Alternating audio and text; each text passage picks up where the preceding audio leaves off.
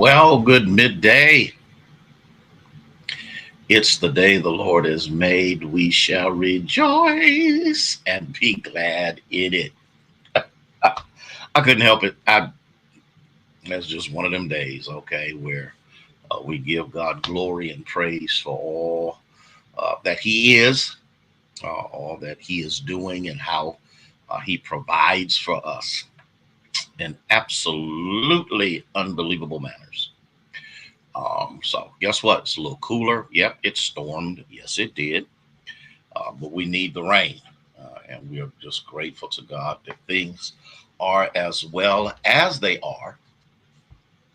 And for that, we bless his holy and righteous name. So we are here. We are grateful. We are thankful. We are excited about what God can do. Minister Sarah Amir, bless you. Laverne, good to have you. Good to have you. Good to have you. Good to have you. Timothy, bless the Lord for each of you. And we are looking forward to God doing great things. Jemison, bless your heart. So, as you well know, and as we always do, we ask that you would share. Um, and let me say this for those who participate, but you never make any comments. I want you to know how I appreciate. I run into people, excuse me, even last week at the state convention, who told me about how they watched the snapshots, how they watched the midweek, how they do all of those things. And Cora, bless your heart. Oh, Laverne, don't do that. Don't do that. See, God will do. If we make a change, God will change things. Deborah Toomer, Minister Faye, mm, mm, mm. Stephanie.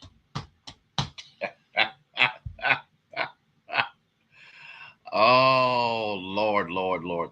Grateful, because can't nobody tell me that things can't be turned around. Mm, mm, mm, mm, mm. I'm so excited for you. I'm happy for you. I'm glad for you. Okay. Um, we just mm, that made my day. We just have to know who we are in Him. I'm gonna say it again. We just have to know, and then discipline ourselves to receive what He has in store for us. Ethel, thank you so much for being here. And again, just kind of lay on that share button, and that would be that would be oh my God, that would just be tremendous if you would do so. I just picked me up some nectarines and some more apples, and I went and got me a watermelon. I'm gonna cut that when I go home, and the Lord is blessing tremendously. When I was at the African American Wellness and did the testing, my numbers have gone down, and I'm fighting old habits. Y'all will catch that later. And that's where my battle is right now. And by the grace of God, I'm winning. And I want to be more than a conqueror. Okay. Yeah, things are well. I'm trying to rest after all of last week. Last week, you got to remember. Hey, Andrea, you got to remember. I had the session. I had Legend, and I had Little Michael. Okay, and so just dealing with Legend, good little boy, strong-willed little boy, but he stuck up under me almost the whole time, so I let him do it. So between that and everything else that needed to be done, um, it didn't wear me out, but it tired me a little bit. So I'm trying this week to rest as much as possible, because next week is the Community Church Fest. And so we got to do what we got to do. Okay. Pat Axel praying that the pain is diminishing at a tremendous rate. Dean, good to have you there, my friend. And we go from there. I got a question for you, Cora. Don't you say a word either. Tamika, bless you. I got a question for. I got a question. Okay. Yes. Oh my God, that little boy Gelada. I love him with all my heart, and he's just who he is. Um, he had on the one outfit. Carletta, good to see you. He had the one outfit on. He said, "I look just like Grandpa." He had the suspenders and stuff. He was just something else. Okay, Dr. Pamela, bless you. And so, yeah, I got to rest up a little bit before next week. But here's what makes the difference. Man, I got a good staff of people. Okay, he does. He does. That's my little guy. Okay, um, and so if he wants to stick up under me, I'm gonna let him because he doesn't come from the best environment. And so, and if he want to go to church, because that's what he calls it, is church, I'm gonna take him to church. Kathy, how are you coming along, dear? Praying for you. What does God do when you think you can handle everything? This is your quiet season. Yep, bow tie and everything. What does God do when you think you can handle everything?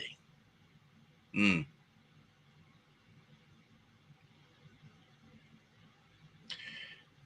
I'm, how do I want to put this? I'm trying to put this within the appropriate context so that we can understand what's what. God does not absolve us from pain. God does not remove issues and circumstances. Thank you so much, Janice, for letting us know. All is well. God does not shield us from everything that's painful. I talked about it just a little bit because whenever a painful situation or a moment of challenge, whether it's health, whether it's family, whether it's mental, Rhonda, bless your heart, God has a reason for it. And in order for it to take place, He has a purpose of deepening your faith in Him. God, God wants you so close to Him that you can hear Him whisper. God, in His sovereignness, which means He knows everything, takes us through the minefield sometimes of misery. Brittany, how are you? Y'all didn't hear what I said. Takes us through the minefield of misery. Does not allow us to blow up, but basically lets us know where our help really comes from. Elder Carter, how are you? And so in the midst of this, you have to keep in mind that the trials that you go through, the offenses and the pain will not mature you.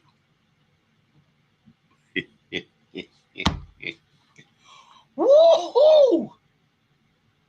Your trials, your offenses, your pains will not mature you. It's your trust in God in the middle of it. Lord, oh, you know what? Mm. If you've never been at that point where depression, oppression, and don't sit back here and act like saints don't get depressed. Yes, we do.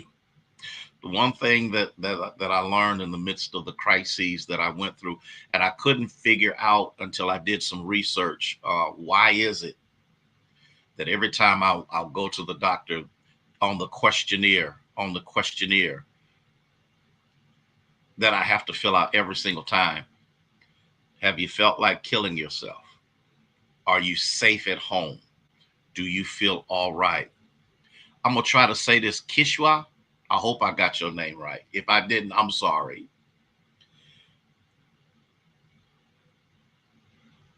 All of these questions are for a reason. Number one, can I talk about this for just a second? Number one,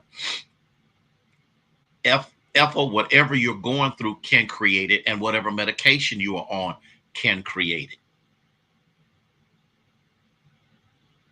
The drugs that are used to anesthetize us to pain and surgeries and different things can also have a very traumatic psychological effect on us.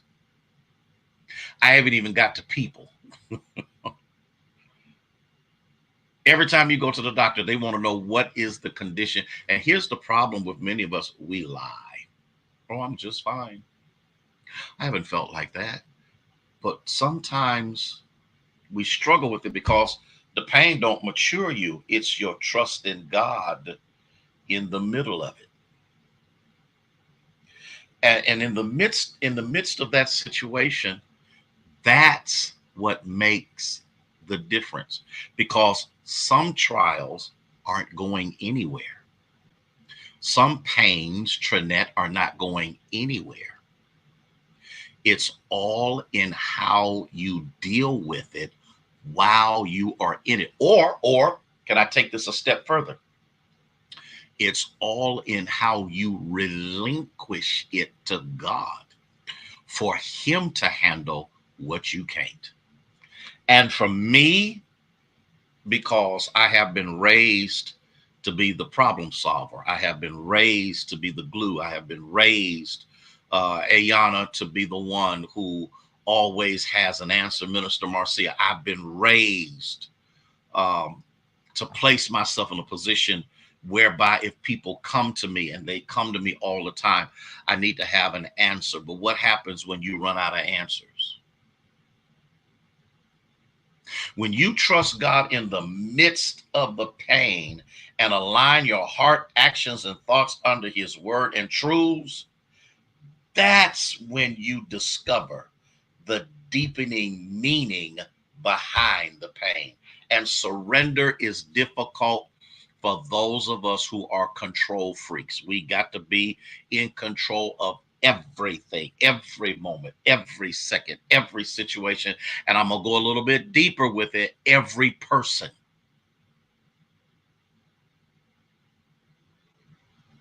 Your name is not Jesus Christ. You are not the Holy Ghost, and you are not God the Father. You've got to get to the point that you know what belongs to God and what belongs to you, and you don't get them mixed up. Do you understand what I'm saying, Gelada? At least I'm so glad that at least I got one other honest person on here.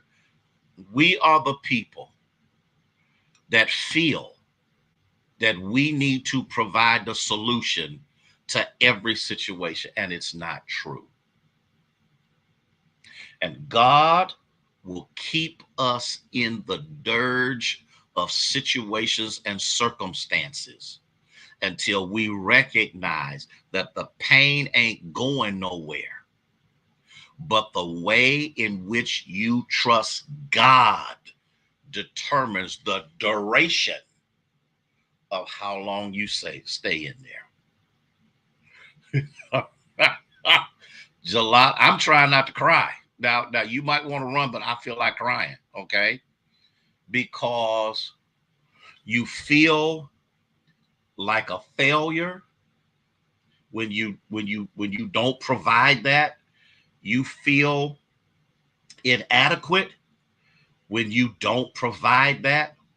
Let me tell you what happened. Let me while we're at the session, okay? Um, I had so much help until and not everything went perfect, not everybody, but I had so much help that I could sit back and go, they got this. Now, if there was a major problem, guess who they call? Ghostbusters. Yes, Pastor, this. We had issues, we had problems, and some of the stuff that happened only I could solve because I had the technological ability, and they watched me. Let me tell you. Let me tell you how powerful that ministry is. I had a pastor come to me, and I had another person come to me saying they wanna. What is it okay for these persons to sit with our people so that they can learn from us? And the pastor said, the teacher, which is me, has taught, and now the students are going to teach. See, Gelada, and can I tell you something, Gelada? It still worked. It still happened. It still came to pass. And so in the midst of that, I'm able to sit now. Let me tell you what else happened. And it was, and I hope y'all don't mind. I'm gonna take a couple of minutes because I need to deal with this. Y'all know I had Legend with me. Legend, most of the taping that took place during the session, Legend did. No, y'all didn't hear what I said. They would tear the tape, they would show him where to do it, and Legend would tape the wires down. It got to the point that they weren't working fast enough. Legend went and got the tape and started pulling the tape. He was trying to tear the tape so that he could finish what he started. That tells me, to everything there's a season. And rather than me getting jacked up overnight, I can't get down there like I used to. I can't do what I used to. And I have to admit that that's where I am in life. But when I could, I did. But now my role has changed. The things that we go through in life are designed to teach us something. The problem is we don't want to learn it. Okay. we don't want to learn it. We don't want to whatever. And what we fail to understand is we're not going anywhere until we learn the lesson. Listen, I done went a couple of minutes over. Tomorrow, I'm going to look at Psalm 42, because in the midst of that, everybody will struggle with depression. Everybody, unless you're a person that's a couch potato and you don't care about anything and you sit back and play video games and watch TV and all of that, this is not for you. But for people who have been actively involved in life, LaShawn, we got to deal with this. Listen, don't forget 6:30 tonight, midweek worship. Looking forward to seeing you there. We're going to continue with this issue of forgiveness because we need to be, we sing that say, won't it make you? Well, guess what?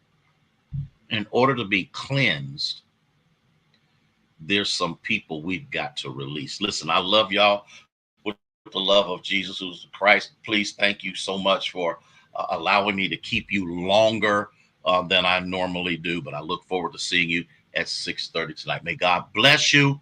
May he keep you, is our prayer.